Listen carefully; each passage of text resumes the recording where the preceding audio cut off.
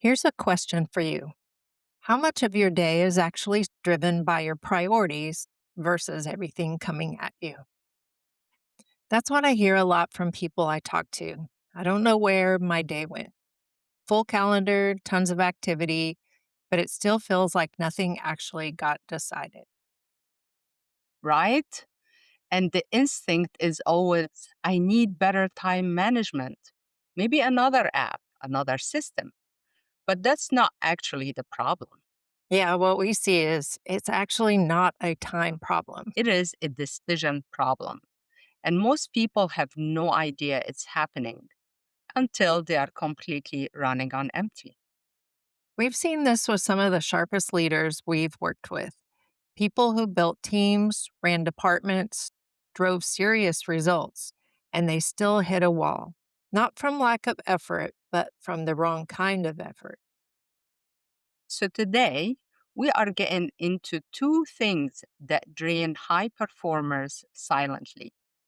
The first is decision fatigue, and the second is burnout. People always lump them together, but they are not the same thing. By the end of this episode, you'll know what you're dealing with and what to do about it. Okay, so let me paint the picture because I lived it. You're in back to back meetings, Slack messages coming in, email is building, and three people are waiting for you to respond to three different decisions. And you're not making one decision at a time. No, no. You are holding all of them at the same time in your mind and switching between them constantly. It's called context switching, and that's where the cost shows up. In those situations where my brain was being pulled in multiple directions at once, I'd be asking myself, now what was I doing? I didn't even realize it was happening. There is actually a name for it in cognitive science. It's called the switching tax. Every time you shift from one decision to another, your brain has to drop the first thread, rebuild context, reevaluate, redecide. You know that moment where you go, wait, now where was I? That's the tax being collected in real time. I had felt that every single day for years, and I thought it just meant that I was a great multitasker. And I told myself the way I was operating was just part of the job. Which is the trap, right? Decision fatigue is acute. It's a cognitive event, not a character flaw. Think of your brain as a laptop running low on battery. It's not broken, it just needs to recharge. And most people are never recharging. And here is what makes it worse. Most organizations are actively rewarding behaviors that accelerate decision fatigue. You're right. I believed that speed, fast responses, quick decisions, and being always available was how I got rewarded and celebrate. Right? What you are learning is to react fast, even when fast isn't right. Over time, it just becomes how you operate.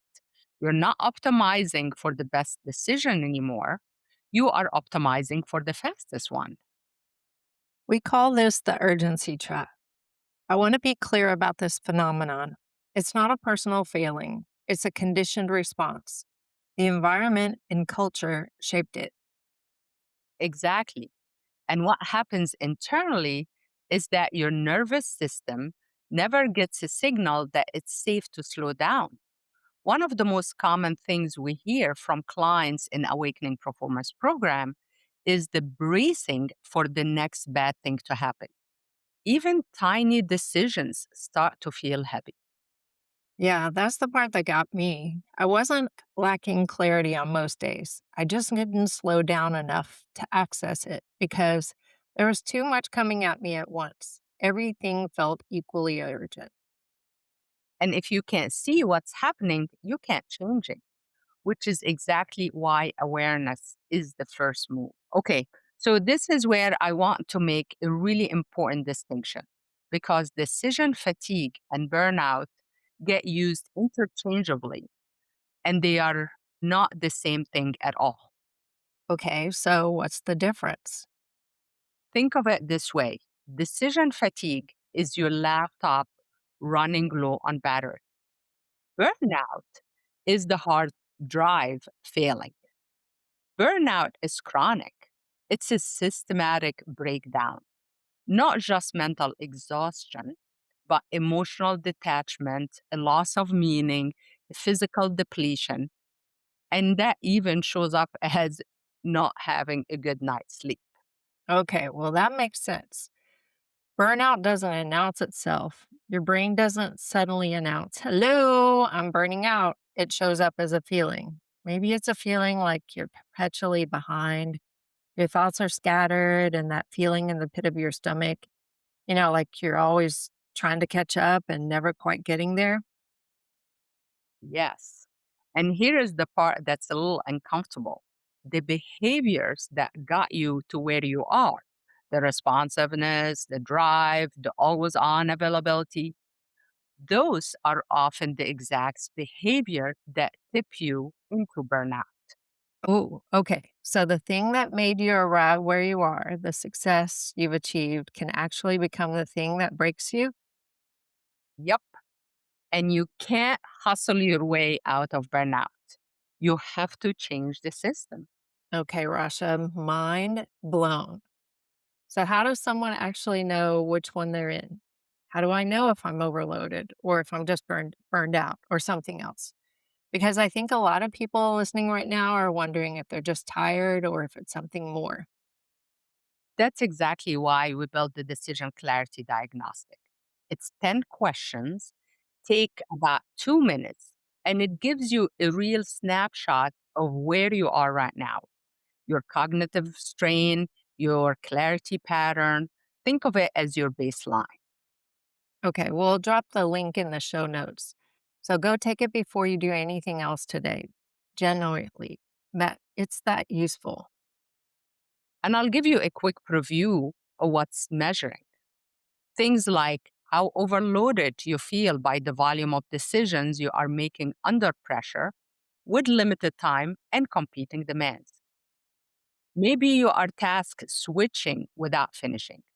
Maybe you are reacting to everyone else's urgency instead of your own priority. It also looks at your confidence under pressure, whether you can separate facts from assumption in the moment, and whether you actually have a way to reset when things get heavy, or if you are just white knuckling it through it. Your total score can tell you a lot about where pressure shows up for you. Yes, it basically highlights a two operating mode when you are going through it. The first one is compromise judgment, which is pressure is impacting your decision quality. It's not just stress, it's affecting the outcome. The second is decision fatigue zone, where you are operating under sustained cognitive strain, and your decision quality, the energy, and focus are all compromised. Immediate recovery is required to avoid the burnout. Whatever your number, please don't judge it. Use the data as a baseline for you to make changes. So, Lisa, someone just took the assessment and they know where they are. Now what? How do they actually get out from under the mental strain and into clarity?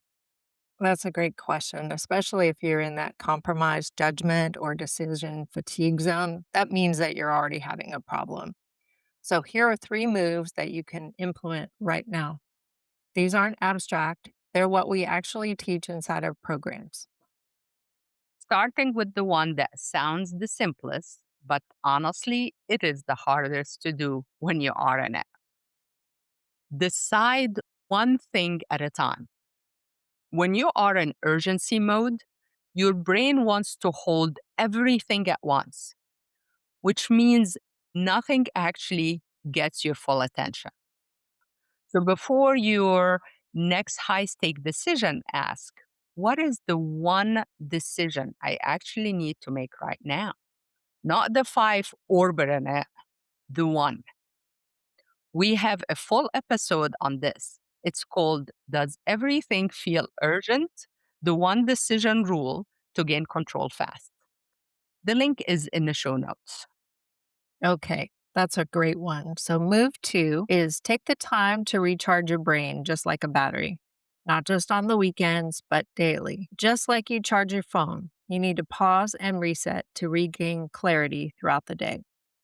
The leaders I've watched perform at a high level consistently over years, they're not working harder than everyone else. They protect recovery windows inside their day. Most people aren't doing this at all. Yep.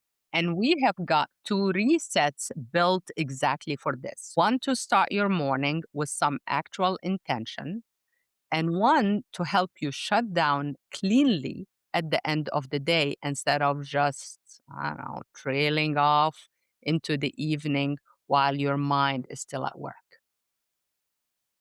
And if decision fatigue is hitting hard midday, we also have a 3-minute reset called Overwhelmed by Noon Reset. It's a short, practical, and it actually works. It's also in the show notes. All right, move three. And this one's important. If you scored in the decision fatigue zone on the assessment, please don't try to white knuckle your way through this alone. As we've described here today, adding another tool or squeezing a few more hours of work into your day won't fix it. Yep. And that's exactly what the 5 day clarity challenge was built for. Yes, absolutely. Can you tell them what it is? Yep. It is 5 days, five very short daily practices. They are designed to help you build awareness of what's actually happening in your cognitive and nervous system and give you a practical toolkit to work with it, not fight it, work with it. Yeah, just to be clear, it's not another thing on top of your already stacked day or a retreat from your life. We know you're busy. It's 10 minutes a day. That's it. Each day, build on the last. By day 5, you will have a real before and after picture, especially if you took the assessment. The link to join is also in the show notes. It's free. And if your score landed in the high or middle range, honestly, this is your sign to do something about it. Burnout doesn't have to be your baseline. Clarity is a skill, and it starts with knowing what you are actually dealing with. Follow the show for more content and short resets. Your next step is to join the free 5-day clarity challenge to see where decision overload is affecting you. Link in the show notes. Thanks for being here. Go take that one next step.